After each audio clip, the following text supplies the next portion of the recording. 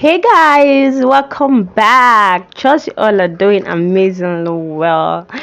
Okay, today on our menu, I'm going to be showing you how you can make the best Nigerian egusi soup. When I mean the best, like the lumpy egusi soup. So make sure you don't go away and watch till the end of this video.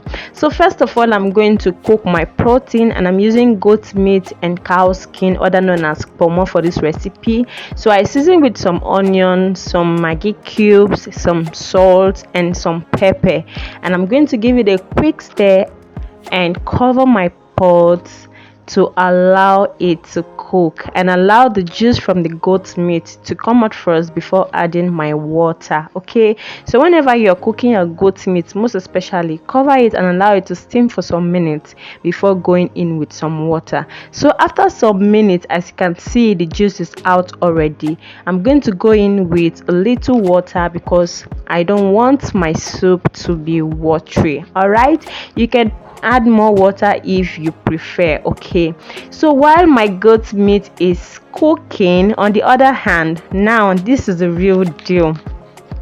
So if you want to make a lumpy Nigerian egusi soup, you have to follow this procedure. Excuse me.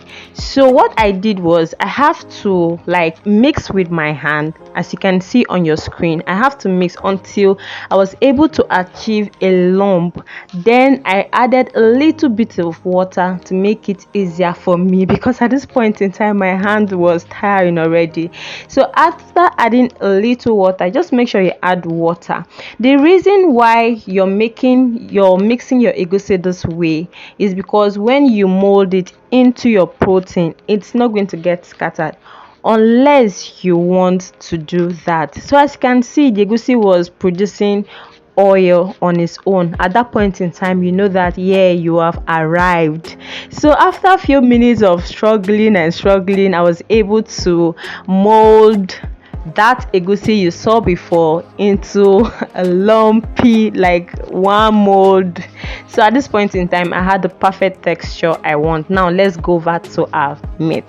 So at this point in time, my goat meat was cooked, so I added more protein to spice up my my dish. So I went in with a smoked fish and some dry fish and some red oil, and I gave it a quick stir. I love stirring for all the elements to mix together.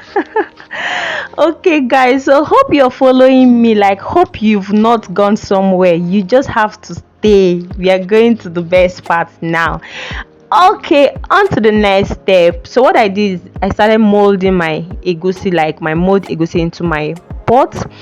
For the first stage, I was molding it very, very tiny, very, very tiny. These ones I'm not going to I'm not going to remove them, so I have to mold them very, very tiny. I did it in two stages, the tiny ones and the large ones. So don't go anywhere.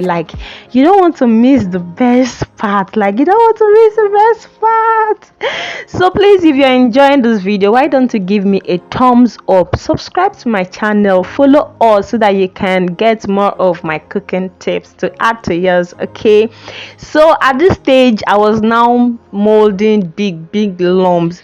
This one I'm going to take out after some minutes, and I'm still going to pieces them. Yes, you know, right? But if you're the type that loves your egusi so lumpy, you can still leave it like that. A lot of people like their egusi lumpy, but I love it lumpy, but not that lumpy. Okay, so as you can see, I did not stir. I just had to use my spoon to make a space for everything to swirl together in the water. Then I have to cover and allow to steam for some minutes. So as you can see, I'm taking out the bigger lumps I had put earlier, reason being that I'm going to smash them in my plate for them to be smaller. Okay, but if you're a lover of lumpy, you love lumps in your egusi soup, I would advise not to smash them or reduce the sizes to your preference. All right, so at this point in time, I'm going to give it a thorough stir for all my family members to mix together. Yes, I'm calling them family members because they comprises of different members to make my dish one. So at this point, I'm going to cover and allow to steam for just 5 minutes. All right, So after 5 minutes, I went in with my favorite leaf, which is the uziza leaves. But you can choose any leaf of your choice. But the best leaf to use for this recipe, guys, is your uziza leaves. So at this point in time, I'm going to give it the final stir, and my egusi soup was ready, guys. So let me know if you'll be trying this. I'm going to leave all the ingredients in the description box. Till I come your way again next time. Bye bye.